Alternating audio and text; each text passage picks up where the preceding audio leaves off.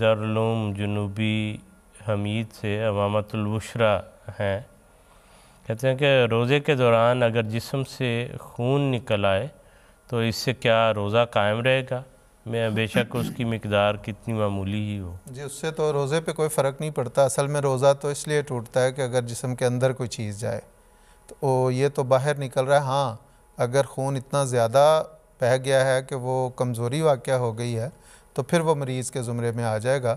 تو جس طرح ابھی منصور صاحب نے بھی کہا کہ مریض تو بہرحال پھر روزہ اس کو وہ افطار کر سکتا ہے، روزہ کھول سکتا ہے، بعد میں وہ ایک روزہ پورا کر لے تو، لیکن اگر تھوڑا معمولی خون نکلتا ہے تو اس سے کوئی فرق نہیں پڑتا۔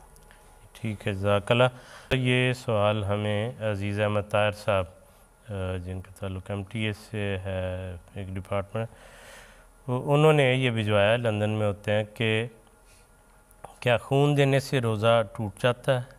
کہ خون دینے سے روزہ یا خون نکلنے سے روزہ نہیں ٹوٹتا، نہ ہی خون دینے سے روزہ ٹوٹتا ہے۔